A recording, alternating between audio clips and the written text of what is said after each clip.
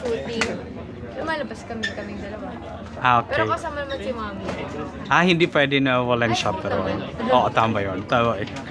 What has been your, parang memorable bonding moment together as friends, as good friends? Ako, feeling ko yung memorable. Nanood kami ng volleyball together. Kayong dalawa.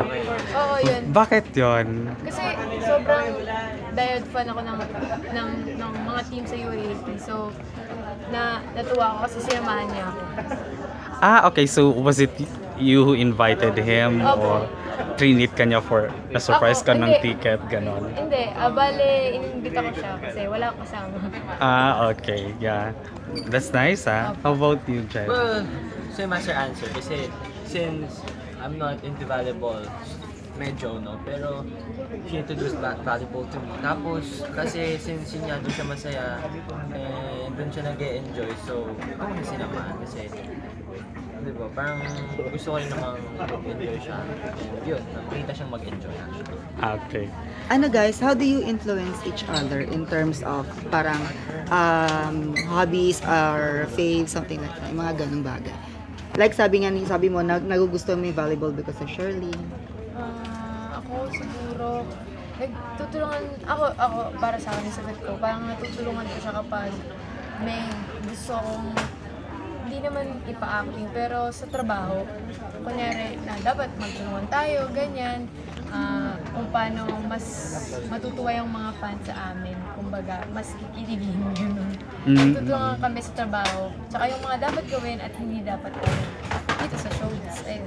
Does it affect you guys kapag yung mga fans pinipilit nila na sana magligawan na and all? Ay, hindi naman, kumbaga, hindi na pe-pressure, Okay, yeah. And that's good, no?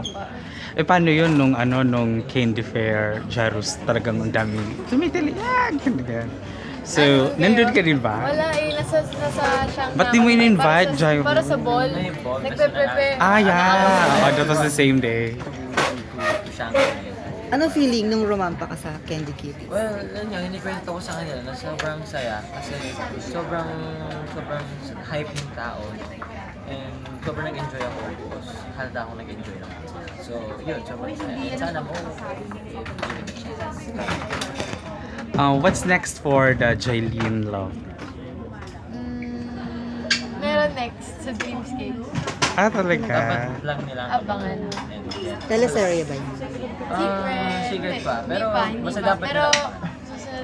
basta kumbaga may nakalatag na po sa amin sa Dreamscape kaya sobrang happy and blessed.